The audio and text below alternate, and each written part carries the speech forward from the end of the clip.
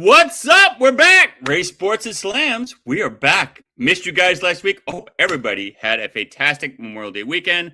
I was busy with the fam, celebrating some Ray All Day birthday time, celebrating some wifey anniversary time. So everything was good. Thanks for all the love and support.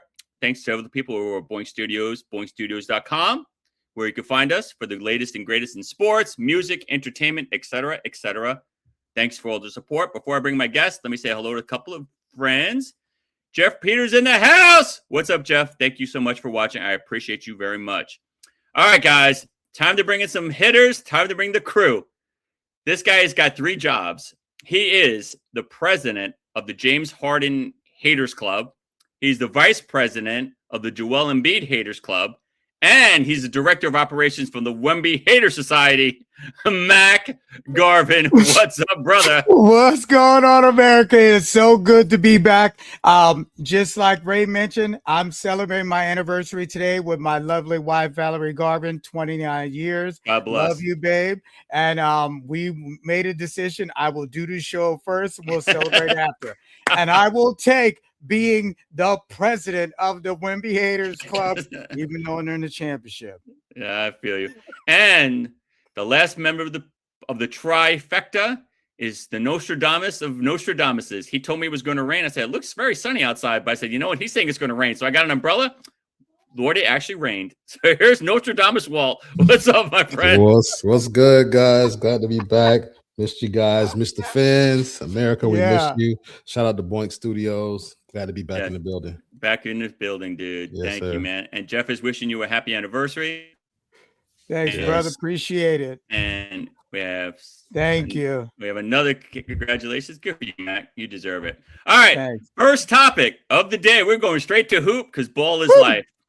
Yeah. The Knicks defeated the Cavs to win the Eastern Conference Final Championship and move on to the finals. The Knicks did their thing. They swept Cleveland 4-0, securing their first NBA Finals berth since 1999. The Knicks won the series with suffocating dominance, including a blowout 121-108 win, a 130-93 win in Game 4.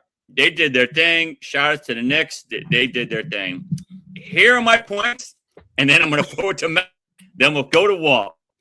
First, congratulations, Knicks. You did your thing. You just brought it to them like I've never seen anybody bring it. Now, got to talk about Cleveland and James Harden, the coach, and Donovan Mitchell. You guys, at the end of the press conference, are saying, and I quote, "We were the better team. We lost, but we were the better team. Technically and systematically, we're better."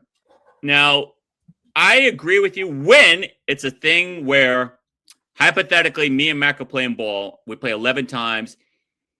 I beat him 10 times in a row. The 11th time I play him, I'm not feeling good. I'm sick. I got a headache. And Mack is playing like lights out. He beats me. I can say, you know what? You got lucky that time.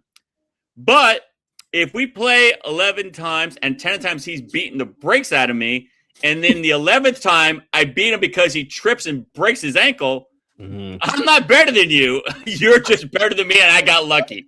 So I don't know what stuff you're smoking that makes you think you're better than the Knicks.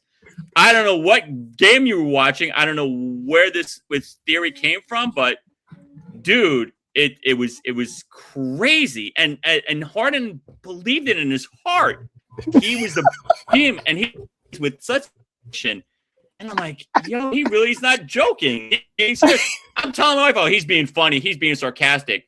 My wife was like, really? He sounds serious. I said, wait a minute. Yo, he is being serious. I said, yo, he really thinks this.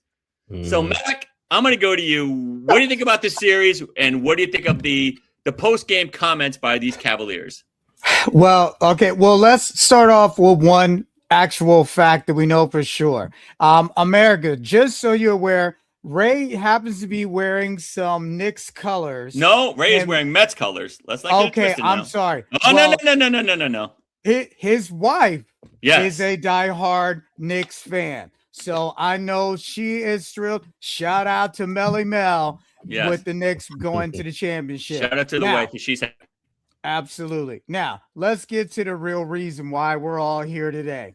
I said this for the last 4 episodes. James Harden does what James Harden does, and he shrinks. And it was obvious the Cavs paid that man. I'm like, why? He's great regular season. However, his history shows that he always, it's a mental thing, just shrinks in the playoffs. It's nowhere to be found. Shaq called him out in the last game. He said, what happened to the guy? So, and you're right, the coach and the analytics. The analytics said that they were the better team, but the points in the end is what matters. And they went bye-bye. And here's the sad part. They just re-upped this guy's contract. So they're stuck with this dude as their coach for the next 4 years. Good luck. What you got, brother? So this is how I feel, right? Like, I think that I'm going to speak to the post game comments, right? After the series was closed out first. I think there's definitely some Delulu going on here. Like people aren't really being honest with themselves. And so I think that James Harden, he is trying to rewrite the narrative in his head, right? And so just like they say, like a liar is going to believe their own lie, right? And so he has to tell himself that in order for him to keep his confidence. And so as long as he can keep that lie going in his head, he's going to really truly believe that. The Knicks outplayed them. They dominated them on both ends of the floor. Like they were not in the same stratosphere as the Knicks currently are, right? The Knicks have been clicking on all cylinders all since the Atlanta series. And so I think that for James Harden to say that his statements were truly a miss. But Cleveland lost this because they were not the better team, clearly, right? They got dominated, they got outscored, outplayed, they couldn't stop a nosebleed on defense, right? These guys could not do anything. Their best chance at winning one of the games was game 1 when they played the Knicks, right? Because they were just coming off a game 7 with Detroit. And so that could have been the best shot that they had. Other than that, they had no shot, man. I feel you, man. It's over. We have some people in the house. JT Buell says, okay. Facts. All right. I appreciate it. All right. And Peter says, it's just like some coaches can coach during the regular season but fall in the playoffs. James Harden does in the regular season and mails in the playoffs. Facts. Dude, it was just crazy. I don't know what's going on, but Cleveland, I think if Donovan Mitchell's smart, he should test a free agency market. I don't know if he can. Someone should buy out his contract because his team is doomed. Like, as long as you have James Harden on your team, you're not going to win. He's permanent time and time again. OKC, Houston, now here, dude. He's just not that dude. He is not. And I don't think he would. It's the sad part is this. Cleveland knew his track record. This is not a shock. This is not like all of a sudden it happened this year. He's done it for the last 3 teams he's been on. They make the playoffs and he just disappears. He forgets how to rebound. He turns the ball more when points and he scores. It's ridiculous. I don't understand. And Tim, no, I am not. These are New York Mets colors. I wore this because the Mets went from stink to just terrible. They've won 4 in a row. They're actually almost at Disney, please. But you can say it's the Knicks. Like, I would if it was. I would if it was. I don't dislike the Knicks, but my heart is in LA. So please, let's let this go. We're not gonna recognize that obviously the Lakers aren't in it, and your wife's team is.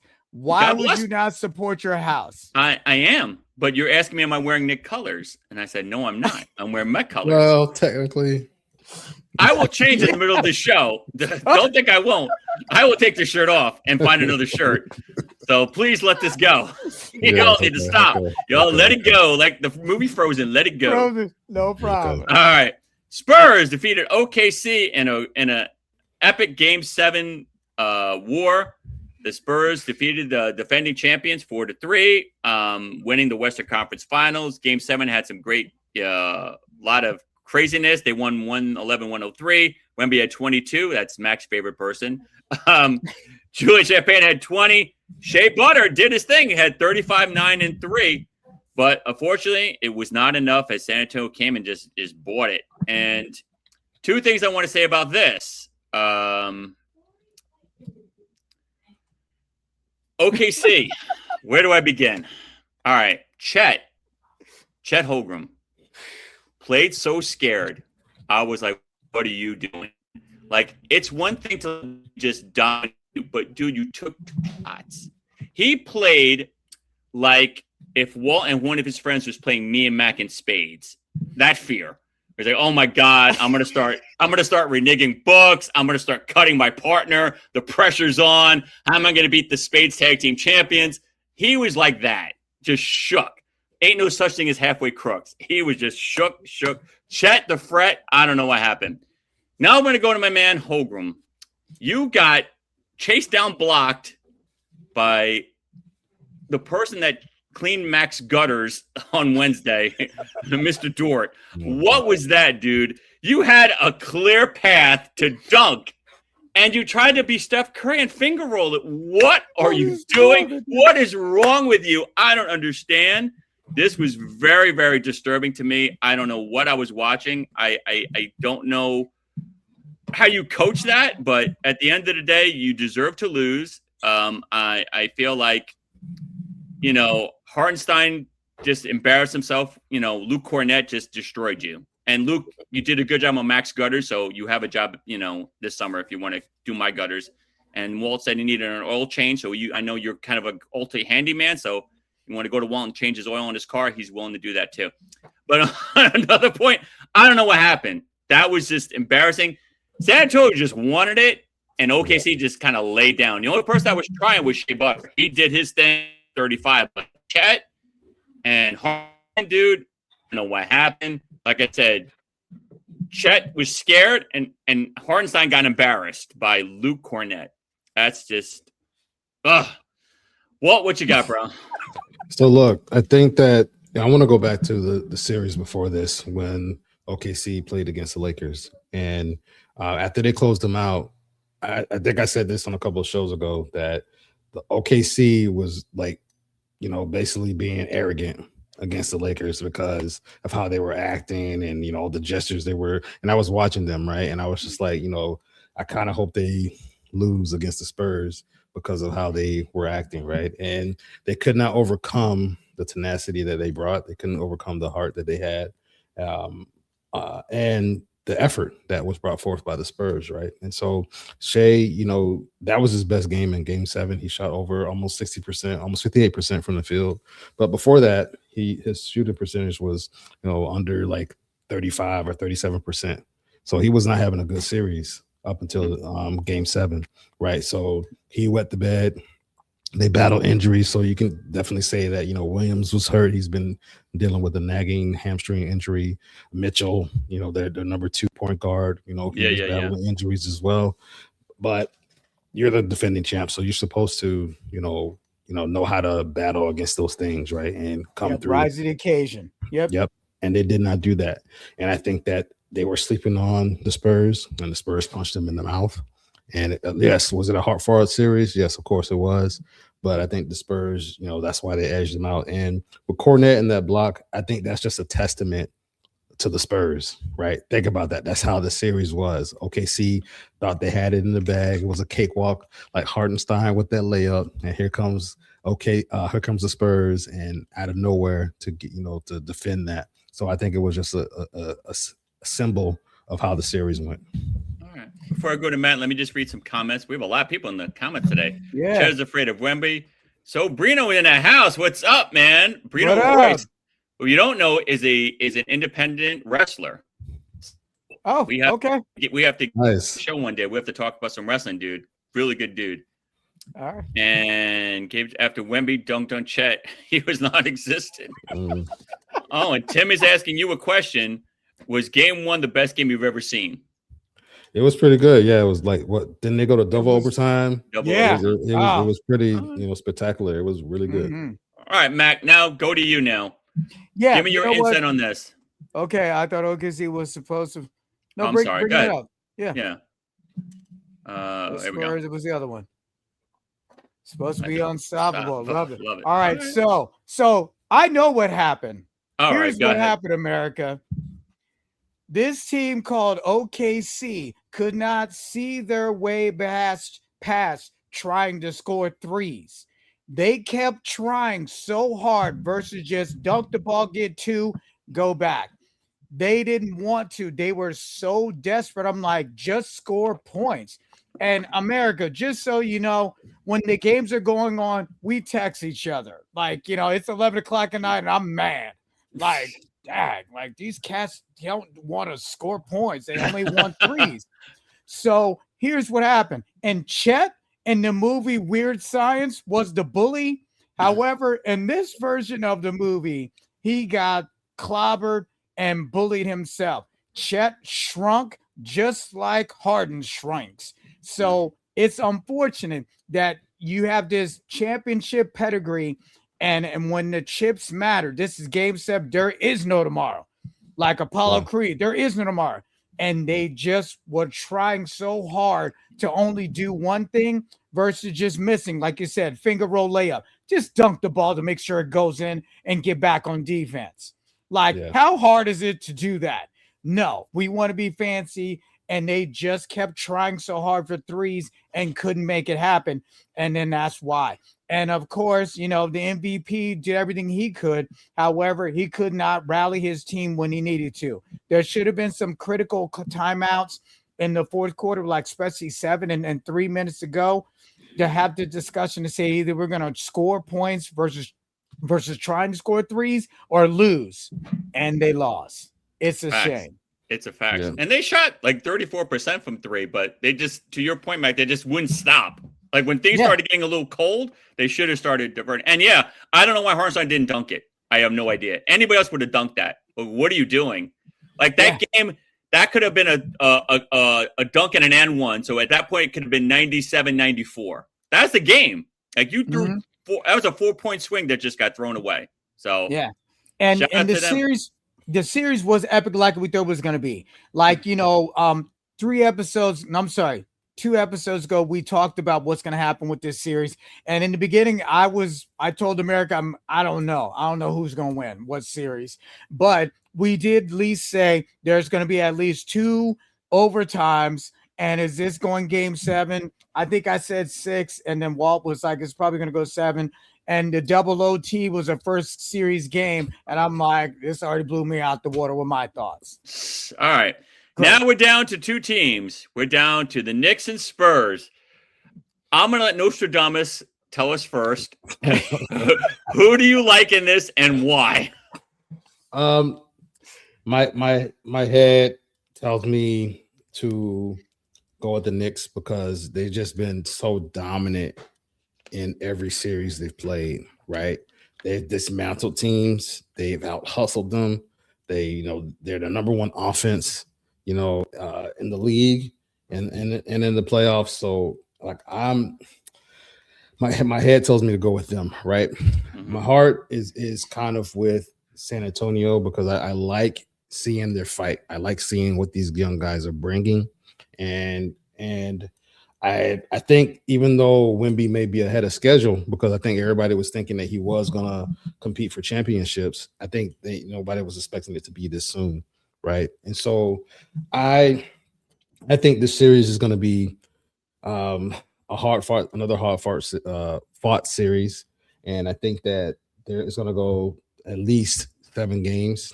It can't go more than that, but I was going to say, wait a minute, is there a new rule? It could go past 7? Okay. Yeah, so you're saying Knicks in 7. It's gonna go. I didn't say Knicks yet. Oh, but I'm for some reason I just feel like Wemby and the fight that he brings with his team. I just think these guys are out to prove something. I feel like he feels like he was shunned for the MVP. I feel like he's highly motivated. I feel like he wants it. I'm sure the Knicks want it too. It's going to come down for me. It's going to come down to the role players and what these guys can do. De'Aaron Fox has not been that efficient. He started the series off on the injury list. He missed a couple of games, so he's still trying to get his legs under him. The Knicks have been resting.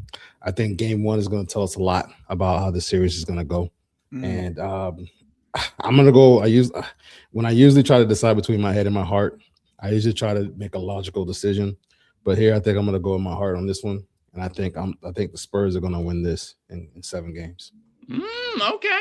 I respect it. I respect it, Nostradamus. All right, Mac, who do you got and why? All right. So I may be the president of the Wemby Haters Society. However, I am also an honest fan of the game. I loved 100% the passion and the tears and the emotion that Wemby brought out. Like, you saw how grateful he was. Like, him going around to every player, whatever that is that he was doing in a game. I don't know what it means, but maybe some, like, I've been biting my tongue for a while. Maybe that could have been him with this passion of wanting to be the MVP. And he said, if I'm leading in defense, how am I not the MVP? So maybe it was a little of that with him as far as the grit. But so America, just so you know, also too, what a good friend of ours, Steve Bowler, his brother-in-law, God rest his soul, was a diehard Spurs fan. And he would tell me about the Spurs like 15 years ago. I'm like, bruh, I'm a football guy, not basketball. I appreciate you telling me. But unfortunately, he has passed almost 10 years now. But he was a diehard, and I see why he was a diehard. Popovich talking to them boys and having conversation with them on the sideline. That's veteran, what do you want to call it? I don't know, leadership or mentorship that he's offering. He encouraged them also to watch more film where you made mistakes at, and maybe that made a difference. I'm going with the Spurs to win it all in 7. Period. The Knicks, I appreciate the Knicks. They're ready to name Brunson Boulevard after that guy. I can't stand what's going on with the Knicks. Spike Lee, I appreciate you. Love you. I love the fact that also with the Knicks, all of the former players are at the games. The city's on fire. They're ready to, like, tear down street lamps and flip cars over in the city. Like, it's been insane. Not that it would San Antonio, because they got 5 chips. They know how to act. The Knicks don't. So we'll see. But I'm 100% convinced that it'll be the Spurs in 7. All right. Yes. This is tough for me because, unfortunately, Mrs. Old Day is a diehard Knick fan. Because I like to live and I enjoy sleeping in my bed, I'm going to take the Knicks in 6. I feel the Knicks have so much heart and they're playing with so much passion. Now, if you're asking the sports Ray all day, I'm saying San Antonio in 7.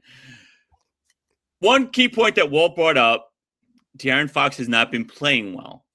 You don't want De'Aaron Fox to be De'Aaron Fox. De'Aaron Fox is an all-star. De'Aaron Fox he's that dude. He's been playing very mediocre. If he gets hot, oh my God, that could be a 5-game series. But to keep the peace and to make wifey happy, I'm going to take your Knicks. I will say this. If they make Brunson Boulevard, I will rip that sign off, and I will never drive down that stupid road. Tell you, man. And to Mac's point as well, you guys just don't know how to act. Like Laker fans, we've won so many chips. We're just very mellow. We win. Really? Yeah, we are. We're very mellow. We are very mellow. Ask all my Laker fans. Ask anybody you know. That's facts.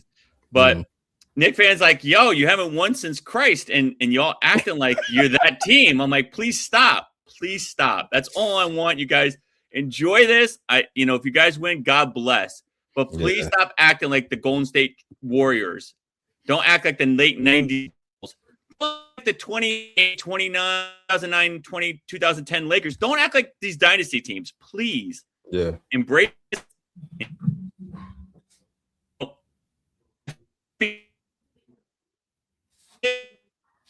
I don't know how much it's going to play.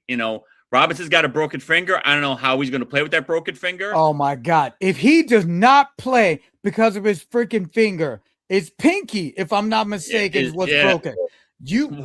What's that movie with Eddie Murphy? My pinky toe. Yeah. Yeah. No, he Harlem said Nights. he's gonna play. He said he's gonna play. He's going to play. Oh, All right. he's got to have a Well, choice. We're going to go to our next topic. Let me just read some comments. There's a lot of people in the house. Chet pulled a Ben Simmons. That's wow. That's Ow. crazy. Jeff Peters says, most valuable problem. Oh, my God. Oh, my God. Oh, my God. Well, hey, I want to tell America this. He's a tough one. This is a tough one. Yeah. Thank you. Thank you, Jay. He's saying Knicks in 7. We All the way. have this is And for who both else? Walt and Mack. How much confidence did Mitch trust Dylan Harper in crunch time? Ooh. Walt, you tackle that first. You know, I think he trusted him. He's like Dylan Harper. He's been showing up. He's been doing his thing, and this is what he's his second year, I think, or is he a rookie? Yeah. You know, it's second year. Second year, like he's showing up. He's seen his dad play, so I think he comes from a good pedigree. So it's just, you know, it's in him. Good questions, everybody. I love this. Absolutely, because you're right. You know, with Dylan, I mean, it's his second seed as a head coach for the Spurs, and that was the question mark. He's also the 4th youngest head coach in the championship, America. So it's one of them things where.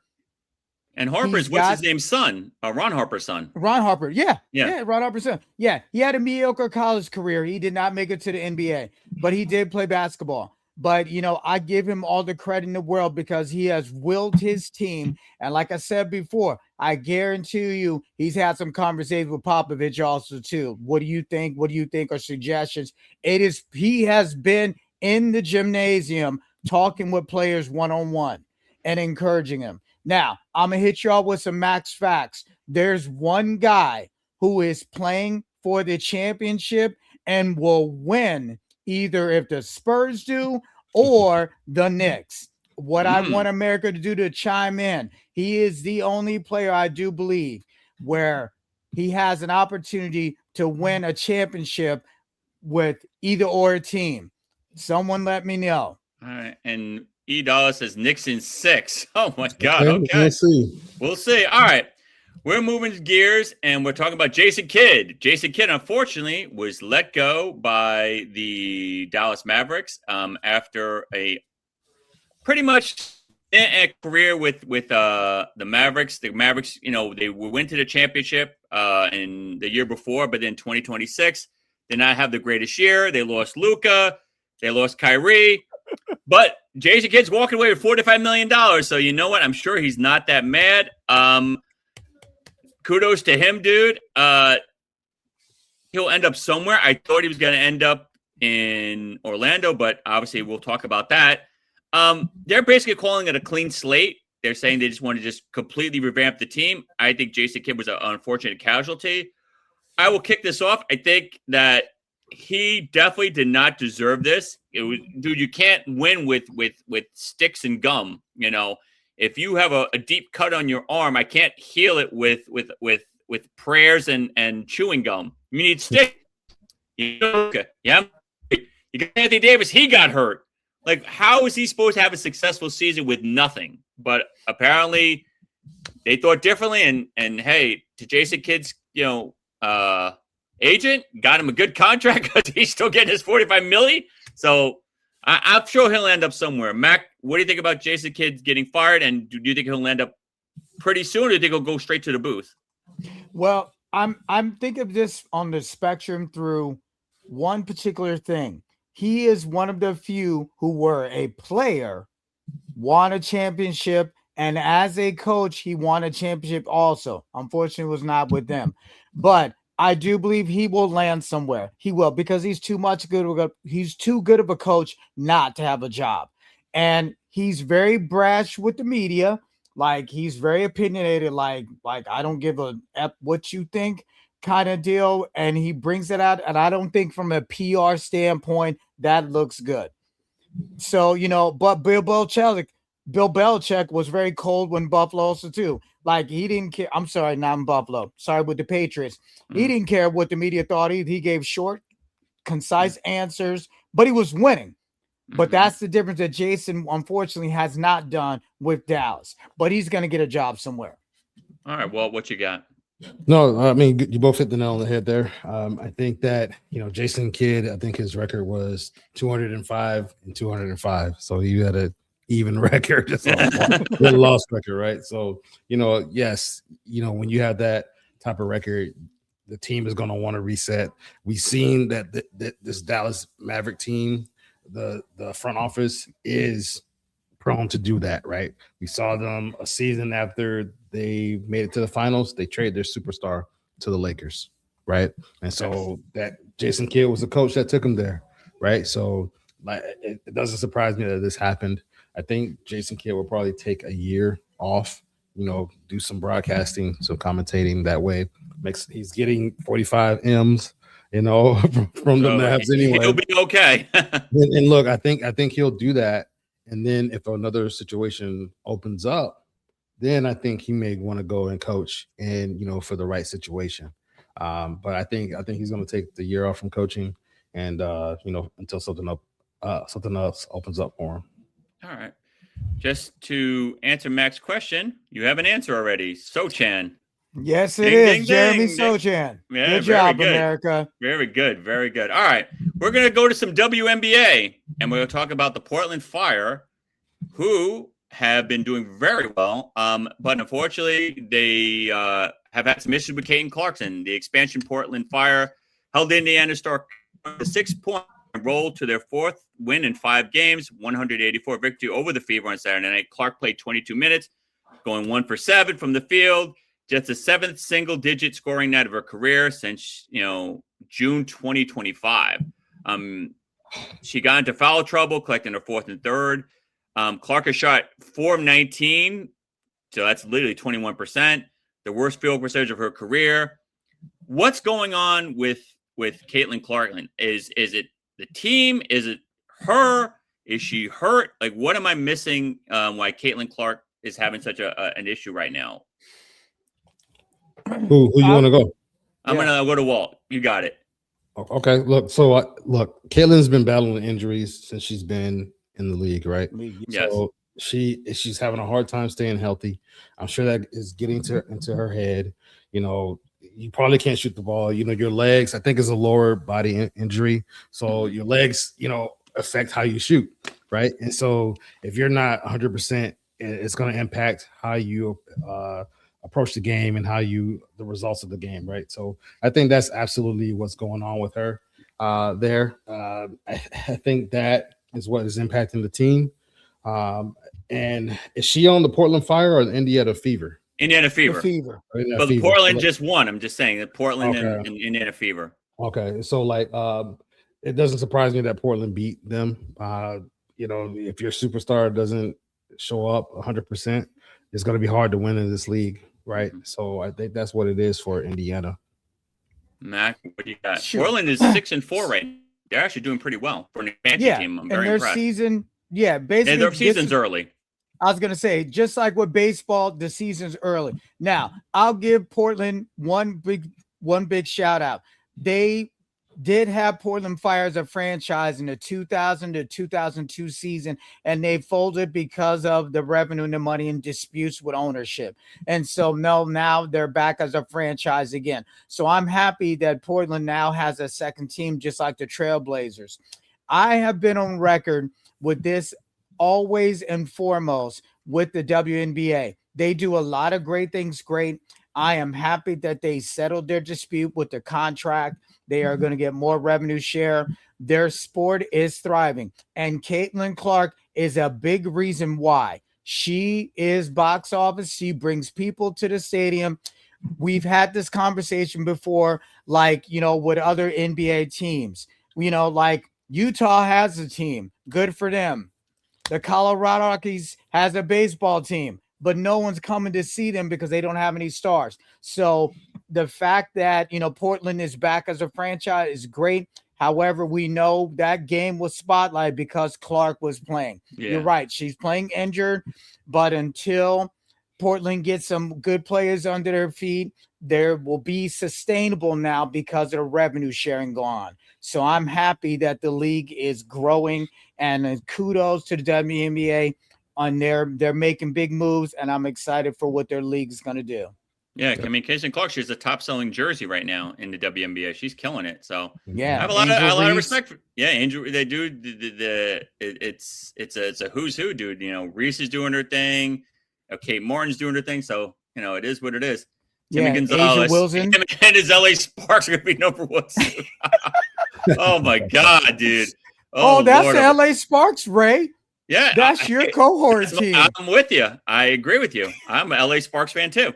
Let's go, Timmy. Exactly. Lakers will be back next year. Have no fear. Once we get Kyrie, we'll be back. All right, but we're going to switch gears. We're going to go to the pigskin, and we're going to talk about the biggest trade that's happened in a long time. Myles Garrett is now an LA Ram. This blew my mind. Oh, my God. The Browns finalized a deal to defend Defensive Player of the Year, Myles Garrett, to the Rams for Jared Verse, a 2027 first-round pick, and other draft picks. Compensation that's still being negotiated.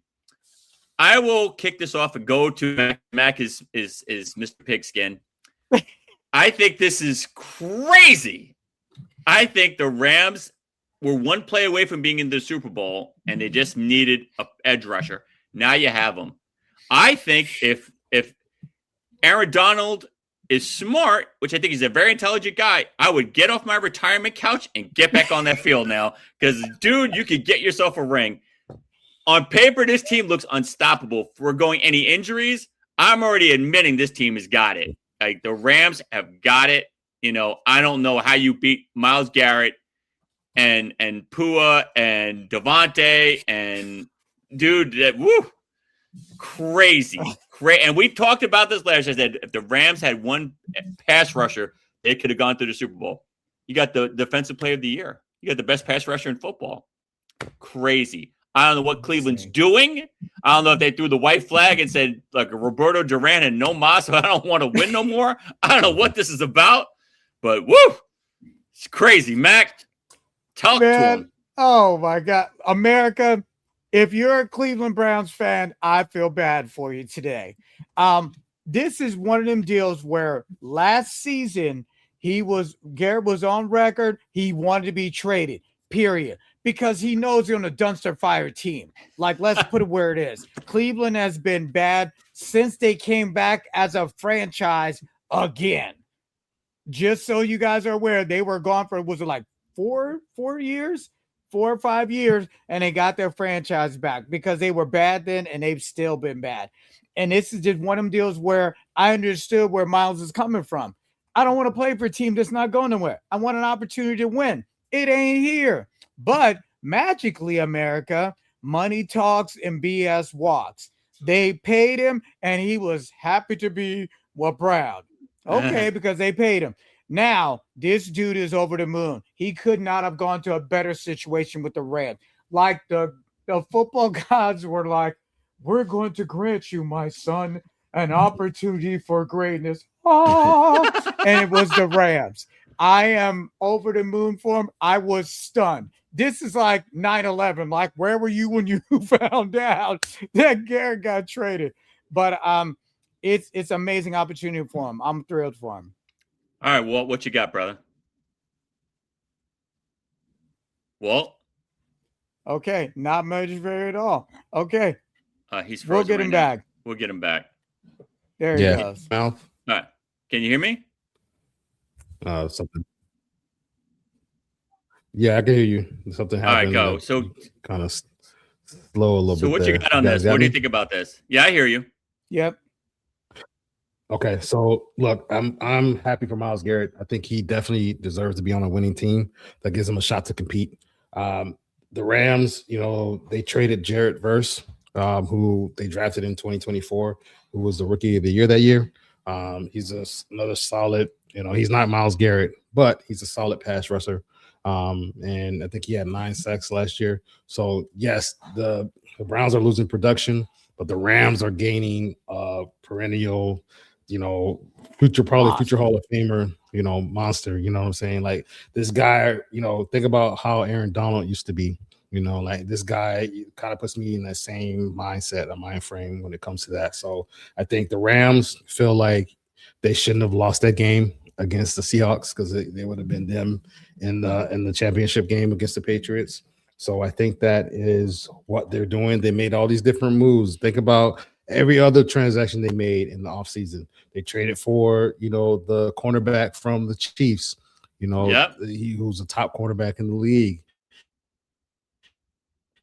They basically rebuilt their whole team. They drafted another quarterback. So they're kudos to them. Yeah. Yeah, man. I hear you. Kudos dude. to them. All right. And I'm excited to see what they bring this year. I feel you. All right. A topic that I know Matt wants to talk about that I think is very funny. Odell Beckham is back with the G-Men. Yes, the Giants have signed wide receiver Odell Beckham. The potential signing the 30-year-old wide receiver becomes a free agent. John Harbaugh makes history with Beckham from 2023 season with Baltimore. Mm-hmm. Beckham in football years is 88 years old, and has had many surgeries. I will start this up because I know Mack is going to be like, he's good. Odell Beckham was good 15 years ago. I don't know what he's going to contribute to the Giants, but the Giants are hurting for receivers. I don't know if Malik Neighbors is going to play this year. There's a lot of things that are iffy about him, and I love Malik Neighbors. He's that dude. I don't know if OBG is going to help you, but hey, God bless. Good luck, Mac. I wish you the best. I'm going to let you talk because I think this is funny. Go ahead. You said OBG also. Because it could be OPP, OBJ, OFF. Right. LSD. He's OLD. He's OLD. Yeah. So I know. He's OLD. Yeah. This is a feel-good moment. Just for your question about Malik Neighbors, there is a question mark. I mean, he is recovering. He is not 100%. He is going to come to camp, but he's not participating. That is the latest update. He is going to play. I just don't think week 1 or 2. Like, we'll see what happens. And I think that's why they got OBJ, for that reason, to help the wide receivers understand how to play the game better. Like, he is, I think he might have been league minimum, bro. Like, he's got to prove himself. He did win a chip with the Rams, mind you, but he didn't play in the Super Bowl either. But the one thing I will say, I think this is, they need a player that's going to bring enthusiasm. He is one of those feel-good stories. He was a movement in the league, like the whole fashion hair, just like what Patrick Mahomes with his haircut. It became a thing more bigger than him. And I think they need someone who's going to come to the stadium just to see him play, to see if he's got something. I think he will be a veteran mentor for the young wide receivers and maybe some leadership right now that's definitely needed. They don't have that. We don't have a guy that commands the locker room like he would. So I'm excited for the opportunity. But is he going to do much? I don't think so, man. Like, you're right. He's 80 and dog years of football. Like, you know what I mean? But no one else last year took a chance on him. That's why he didn't play last year. And so they're giving him a shot. So, good for him. All right, Nostradamus, what you got? So, look, I think that, kudos to OBJ for getting back to the team that drafted him. Yeah. I'm going to wait and see, right? I think they just want to get a look at him and see how he's doing. There's been plenty of guys who have been signed to a 1-year contract in the offseason that don't stick to the roster. Remember, you need to have 53 in at the start of the season. So do I think he'll make it? Yes, I think so, but I wouldn't be surprised because it's still off season. There's still trades to be made. There's different things that can happen, right? And so I think that they did draft Malachi Fields, who's a solid wide receiver as well. And we got him third round. He's been turning heads in camp. He's 6'4". He can light up the field. So Neighbors, yes, he's been struggling with injury. He has some scar tissue issues with the recovery. So I understand why they signed OBJ, but I don't know what they're gonna get. I don't know. They're not gonna get the OBJ. He did play in the Super Bowl, Mac. He was having a good game, but he got injured in the Super. I'm sorry. Okay. Bowl. Yep. And so he was on his way to having a monster game that during that game. So I think that it's just like wait and see. It'll be a full good story, like you said, Ray. If he has a good season, I'm not too sure of it. He's an oft injured guy, and they stayed on the injury report. So he's 33 years old. I don't know, man. I'm not sure about this. Yeah, it's dog years. Yeah, that's 85 in dog years. Yeah. All right. Speaking of football, Russell Wilson is done. He is doing a Tevin Campbell and saying goodbye. Goodbye. I don't want to play for the Jets because they stink. So he is leaving and going to the booth. He had an offer from the Jets, I should say, to join the team as a backup to Geno Smith. He acknowledged last month that he is going to join the CBS booth. So shout out to Russell Wilson. Mack, do you think this was a good move, or should he have taken that backup role to Geno Smith? If he's the love of the game, what made him take the backup? Either the wife is like, I don't like New York, and I don't think we should stay here. So if he does CBS broadcasting, the family can live wherever they want to. He just has to report to them. So I don't know, man. Like the way that everything happened this past season, it was the writing was on the wall anyway, just because the season went. When Dart started, I'm like, it's over.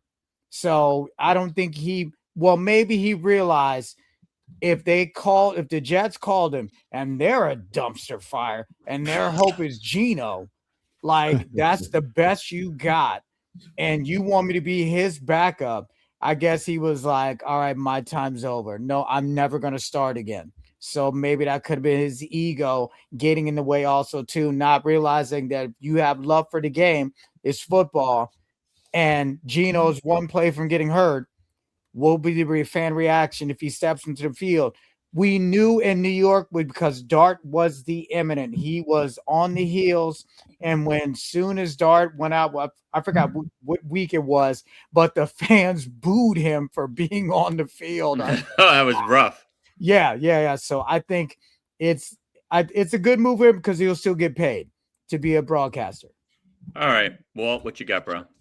Yeah, it was time. It's time for Russell to hang up the cleats, and he hasn't had a winning record since 2020, and he's been a journeyman since then, right? So he's been, with the Broncos, the Steelers, and the Giants, and I think ever since he lost that Super Bowl against the Patriots, he has not been the same Russell Wilson, and we seen him regress so much.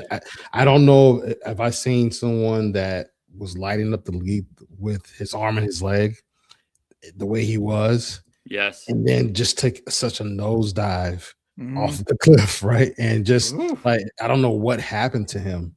I honestly don't know. And so, look, I understand you have the desire and the drive to want to be the guy, but you have to look yourself in the mirror and know when, it's time to hang it up. And I think he finally did that.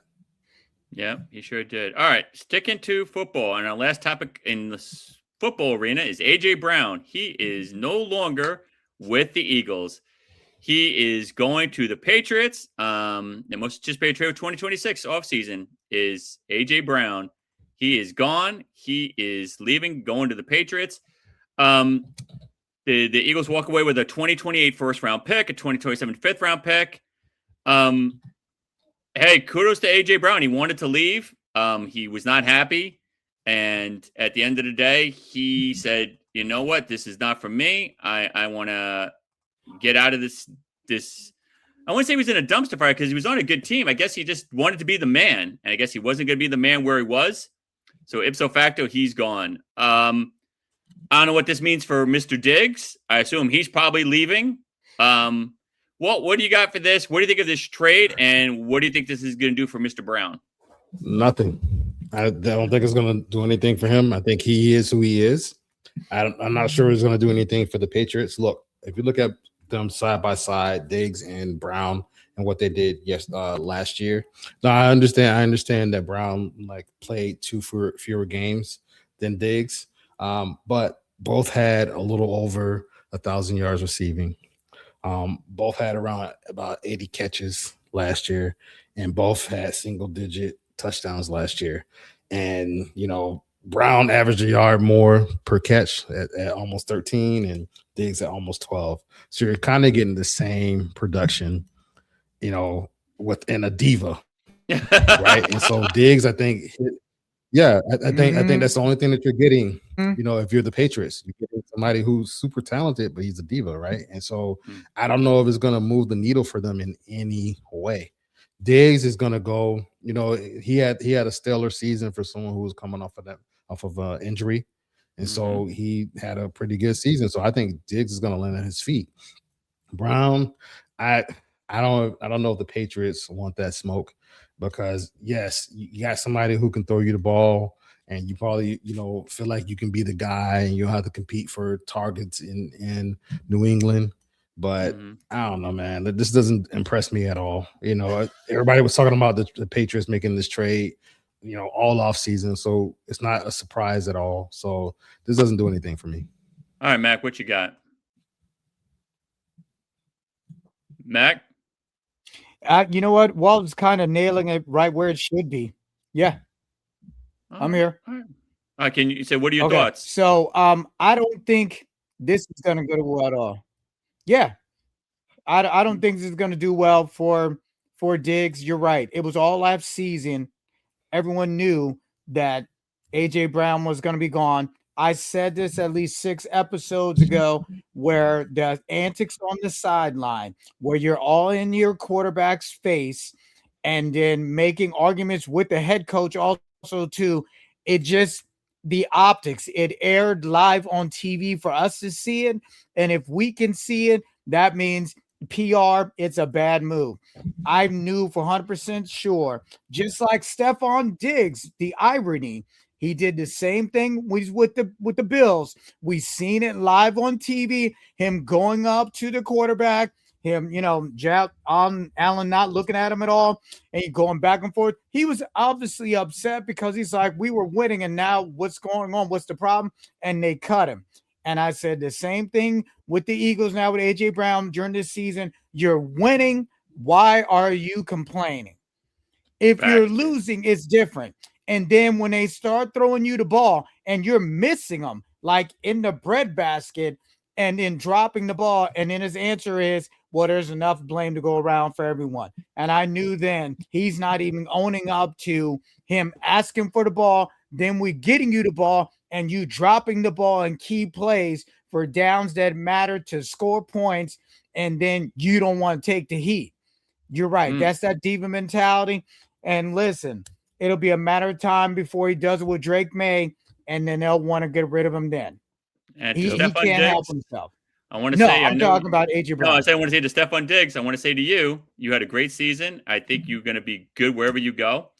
I know you watch the show, so hey, come on to the Cowboys. I'm okay with that. Stephon Diggs, America wants you. That's unrealistic. We'll take him. We'll take him. Yeah, I'll take him too. I would take Diggs over Brown right now, just for the diva component. Yes, Brown is a little more productive, like to Walt's point, but Diggs is just less diva-ish. Someone's upset. Broke my heart. Didn't break mine. Didn't break mine. All right, we're switching gears, and we're going to go to the ring. And the big fight. Yes, folks, we always thought Ryan Garcia was going to fight Shakur Stevens, but he is not. He's scheduled to defend his WBC welterweight title against Conor Benn on September 12th, 2026 in Las Vegas. The anticipated matchup was confirmed from Garcia and will serve as his first title defense following his victory over Mario Barras. I think this is a good fight for Ben because Garcia has to go up and wait. Garcia got the brakes beat out of him by Tank Davis when he fought at his weight. Now he's got to put on weight and then dehydrate because Conor Benn's like, I'm not going down. You're going to have to come up to fight me. Yep. I think Ben is going to win this. I think he'll knock him out inside of 8.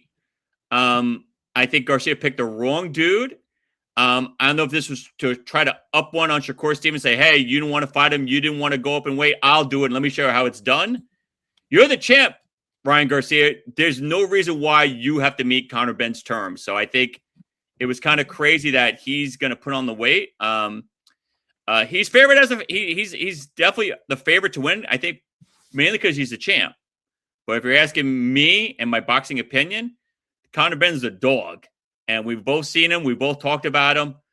I think he's going to win this fight, and I think he's going to knock him out. All right, Mac, what you got? We have seen this happen before where athletes either go up in weight or go down in weight. Normally, when you go up in weight, you have to have your body adjust to this different weight and as far as your fighting style. I think Ben's going to win because he's not making any difference. He's not going down to try and go get Garcia. Garcia needs viewership. Garcia needs people to know who he is, and this is the only way. That's why Ben's like, I ain't going down and wait. No. You want to come see me, bro. And he's like, I will. So, this is one of them deals where unless he puts on the right amount of weight and has enough practice fights at this weight to be comfortable, if he does not, it is over early. Ben has nothing to lose and everything to gain by getting a new belt. And I think Garcia made a calculated move by doing and calling him out. But when Ben said, I'm not going down in weight, you got to come see me. And he said, yes. I'm like, ooh, that's BAD written all over it, brother. All right. Well, what do you think, man? Walt's having technical. Yeah. Are you hear us? So Here we go. I think that, yeah, I can hear you. Yeah. So I think that from what I read, I think that they put a limit in as far as the weight is concerned. Mhm. So Ben is going to actually have to drop weight too. I think there's a 147-pound weight. So Ben is going to have to drop as well. So look, I think, but not as much as Garcia does. Garcia's got to put on a lot of weight. Yeah, he's like 130 somebody. Yeah, he's like 135-ish. yeah, So he's going to have to put on weight. So even if Ben, to your point, well, I hate to cut you off, so I apologize. The fact that Ben had to drop a little weight, Garcia still has to put on weight. But go ahead, to your point, sir. Yeah, so I think it's easier in I'm not a nutritionist. I'm not a body person or anything like that, or a healthcare individual. So in my head, I think it's easier to put on the weight versus losing that weight, right, and getting down to that size, right. And I think that, they're gonna make sure that, yes, he's still gonna have some strength and stuff like that, but we don't know. So I think that kind of puts them on an even level right there because both have to do some work, right? I think even though Garcia is favored, I think Ben is going to, dominate this fight, in my opinion. Congratulations to Ryan. He's 25-2. So he's still a solid boxer. Ben, I think he only has one loss right now himself. So, but I think Conor Ben is just going to be a man on the mission. Both of these guys challenged Shakur, by the way, and got turned down. So I think this is all they could do. So we'll see what happens. Yeah, and to your point, I wanted to say that they both called out Shakur, but Shakur, for various reasons, was not going to, put up weight to fight Ben and didn't want to drop weight to fight Garcia because he fights around 140. So I feel like the winner of this will probably end up fighting Shakur, and that's going to be the money fight of money fights. So I feel like I said, I think this is ego talking to Garcia because he's trying to all right, you don't want to do it, Shakur? I'll do it. Let me show you how it's done. You think Conor Ben's so big and bad? Let me show you he's nothing. You're the champ, dude. I don't know why you're two in this fight. Again, I want to jump on this. I feel like you dictate, to Mack's point, and I applaud Mack, you dictate the terms. You're the champ. Why am I delegating to listening to you? All right, I got the belt. Why am I having to fight at max weight or under max rules? No, you're going to come down and fight me or we're not doing this. But it is what it is, dude. We shall see. We got some comments in the house. AJ Brown is great. Let me guess, you're an Eagles fan. Okay. I respect AJ Brown. I respect him. But, dude, he might be a Patriots fan, actually. It could be a Patriots fan. That's true. I don't know. We'll figure this out. Yeah. And he's saying they both can't mess with Shakur. I agree. Yeah. Shakur will put that work in, dude. And they say in boxing it's physically easier to gain weight than to lose it, but I just feel like when it comes to boxing, dude, like you're the champ. Forget the weight clause. You're the champ. You need to dictate what's going on. All right, our last topic of the day. We're going to go into a little AEW because people want to know about the pay-per-view. There's a new AEW World Champion, Maxwell Jacob Freeman. And like I said 2 weeks ago, Mr. The Jet Knight turned heel. He's looking like The Rock, wearing the suit with the glasses. I like it. Here's my problem with MJF winning the belt. I have no problem with MJF being the champion because he looks the part. He's the guy. I like MJF just like Mack does. I'm a big MJF fan. Yep. And we talked about this off air, and I'm going to say this again. Everybody knew MJF paid $15,000 to get a hair replacement. Why would you make the stipulation, if I win, you have to shave your hair? When you knew he wasn't going to shave his head. This dude went to Turkey, paid $15,000, not $15, $15,000 to get a hair transplant, to have it shaved off. You knew you could have come up with a better storyline. Hey, if I beat you, you can't wrestle for the title for 2 years. Or if I beat you, you have to bow down and kiss my ring, or anything. Made up any other stipulation but that, because it was so obvious. You know what I mean? It's like, and we had this analogy. I just bought a brand new Rolex, and I'll let you take a hammer, Mac, and break it if you beat me. Like, come on, dude. You know I'm not going to let you do. So I just felt it was crazy. And to Kevin the Jet Knight, smart move. You make a great heel. Do your thing, my friend. I'm very happy. Mac, the floor is yours. You're right, Ray. This is one of those where I love MJF. I love the whole banner drop with his logo. I'm like, I love the attitude that he offers when he comes to the ring. The whole stunt, two Wednesday episodes ago, where he's walking around, everyone backstage, everyone has a bald head, everyone walking by him has a bald head, and he's got this paused look on his face like, are y'all trying to tell me something? Okay. So you're right. It was a buildup, and I just knew, you're right. It was inevitable. There's no way he's gonna lose. And I did mention to Ray, like, that's like me buying a brand new Rolex, and I'm just gonna let you smash it even after I bought it like 5 hours ago, just because. So yeah, this is definitely a calculated move. I don't understand why, you're right, of this particular stipulation of me shaving my head, knowing that this guy just paid for $15,000 for implants. Like, wow, why'd you go all the way to Turkey? You could have got that done stateside. But, you know, it's one of them deals where they got to do something to excite the audience. I just don't think it was the right idea to do this as a stipulation. Yeah, could pick anything else. What do you think of Knight turning heel? And Knight turning heel, love it. I loved the Jet swagger before. Now that he's a bad guy, fans are going to eat it up. I'm all for it. I mean, go get some Giorgio Armani suits, brother. Whatever you want to do, make it happen. Let me applaud that right now. I couldn't agree with you more, dude. On the same page, reading the same book. I hope Nostradamus has the same book.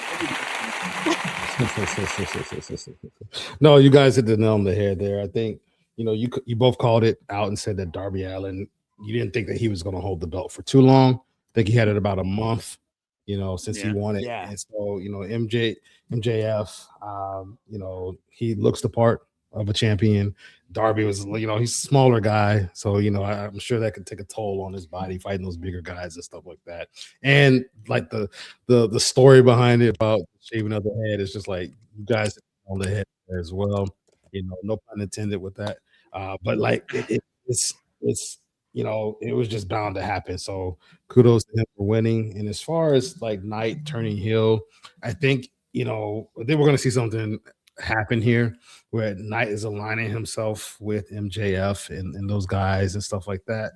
But I think that we're gonna see Knight and MJF eventually square off, you know, for the title themselves. Okay. I think, yes, it's a part of Knight being the heel. I think he's gonna, you know, like lean into that and even turn against MJF or cost him something because he's gonna want the belt for himself. So we'll see. It may not be anytime soon, but I think it will happen eventually. All right, let me ask you one quick question before we go to the final buzzer. I'll go to Walt first. Do you think that creative could have came up with a better stipulation than the hair shaving, knowing how obvious it was that he wasn't going to do this? It's well documented. People who don't even watch wrestling knew that he just got hair implants. It was all over sports and all this. The dude flew to Turkey and did this. Why wouldn't they come up with a different angle that made you think, ooh, maybe he is going to lose? Like, everybody went in thinking, like, there's no way he's shaving his head. Like, anybody who watches it was like, this not happening. So, like, again, well, why couldn't they come up with something else?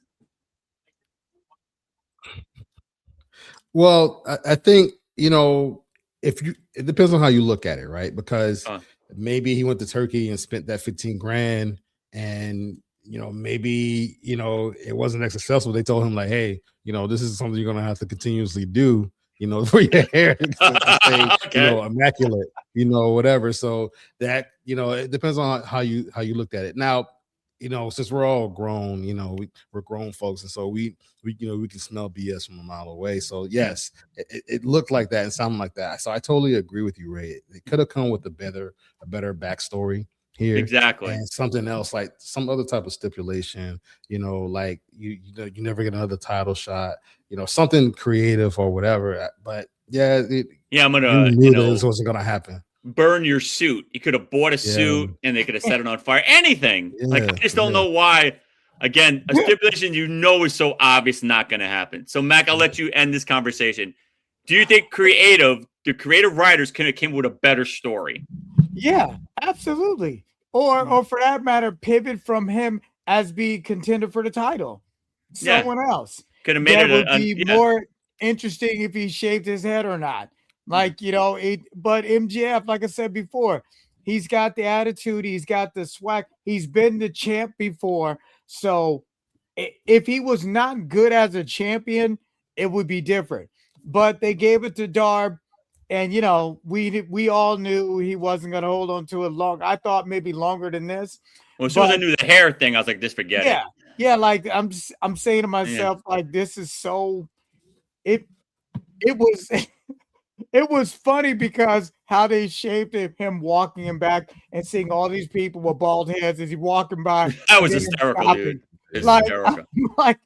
Wow, that was funny. But again, like it was funny. It was well done. It was entertaining, and that's what this sport is called. It's sports entertainment. But it just, like I said, the writing, that was lazy booking. You could have came with a different angle. Like, you're never getting a title shot.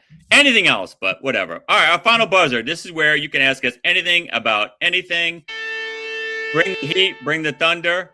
And Jeff is saying it was too obvious they weren't going to shave MJF's stupid hair. I agree, dude. I don't know. I don't know. All right. Tim's got a great question. He always brings these good questions. I like Tim. Just for the three of us. If you were attending the NBA Finals game and you have opportunity to go out and eat, which food y'all picking? Steak or barbecue chicken? Okay. What kind of steak is it? If it's filet mignon or Kobe beef, I'm going steak. If it's like some porterhouse garbage steak, I'm going barbecue chicken. You know what? I'm going barbecue chicken. All right, Mac. I'm going New York strip, bro. New York strip all day, every day. Medium well. Yeah. If it's enough that I do not have to ask for steak sauce, a plus, but medium well, yeah, all day. All right. What you picking? Look, you gotta go steak here. I don't care what kind of steak it is. It could be churrasco with some chimichurri. It could be a nice flink steak. Whatever it is, you go with the steak here, guys. Can I change my pick? You got a point. You don't just say the chimichurri sauce. I'm going with the steak. That sounds delicious. Yeah, oh my God. The Brazilian bistro. Woo! They didn't treat Darby as a traditional champion. He deserved better. I agree with you, Jeff. I think he could have held the belt a little longer. I think there was rumors that MJF was doing a movie. I think something happened that got squashed or they moved the date back. Darby's a day one guy, so I thought he should have had the belt longer as well. I agree with you. But MJF, he puts, to Mac's point, he puts butts in seats. He's popular. He's over. People want to see him get beat up. They want to see him lose. So, yeah, dude, it is what it is. Yeah. You guys agree? Yeah, man. I mean, it's unfair to Darby, but let's take a look at his physique. The guy looks like he's like 5'10", maybe at the most, 160 soaking wet.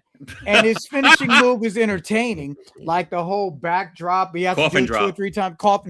The coffin drop. it's entertaining, but his physique does not look like it was sustainable. Like he just looked like a very small guy. Now, MJF doesn't look like he's like 6'5", 300, but his weight and physique is more solid. Like he can endure better than Darby appears. Yeah. Like, you know what I mean? Like that. He matters. looks like he's built better. I hear what you're saying, dude. Yeah. And it's unfortunate Darby. I mean, Darby's got the fan appeal with the whole makeup, like the whole Sting kind of vibe, and Sting rides with him also too, but wasn't sustainable. All right. And my man says chicken. And Eric Cologne, what's up? He comes in, but he says steak. You're funny. I agree with you. All right, dude. That is it for tonight. I want to thank you guys for showing up, and I appreciate all the love and support. Before I let you guys go, this Wednesday is little old Day's birthday. So I want the three of us to wish her a happy birthday. I know she's watching the show. I'm very happy for her. Birthday, baby girl. Happy birthday, baby girl. Do your thing. Daddy's happy that you are a diehard Cowboys fan. So you will have my blessings. And you will have a beautiful birthday. God bless you, sweetheart. Daddy loves you. You are my queen. Thank you so much. Absolutely. All right, Happy birthday. I will let you guys part. Mac, say goodbye first. All right, America. So it is my anniversary. So a special shout out to my queen, Valerie Garvin, who is also a great, phenomenal sports booking. Whatever your needs for any kind of travel, at Garvin's Getaways, please give her a shout. DM me. We will gladly give you information. I want to make another shout out to the artist right now I'm supporting, who is Allie. As far as Lonnie Best, she is doing her thing music-wise. So those are my two shout-outs, obviously to Boink Studios. And I love and appreciate you, America. Thank you, brother. Stay in the studio. All right, Walt, I'm going to let you go. Say your parting ways. Yeah, man. Glad to be here. Another great show. We appreciate you all for everything you do, Ray, and shout out to you and your little one. Yeah. Shout out to Mac and his wonderful wife. And, happy anniversary to you both. Just want to say that you guys should have plenty of pie left over since you've been eating it so much lately. Also, America, we appreciate you, the fans, the listeners. Tell a friend to tell a friend. Shout out to Boink Studios. We appreciate you. All right, guys, that's another episode in the books. We will see you next Monday, 6 o'clock live. We will have a lot of NBA talk at this point. We may have a champion at this point. None of us put a pie on this, which I'm very surprised. I'm not willing to do that, so don't even ask me. You guys have a great night. Thank you so much for watching. Please like, share, subscribe, boinkstudios.com. Please tell a friend to tell a friend, like my man said. Thank you so much for all the support, all the love. And like I said, we will see you next week. Have a great night.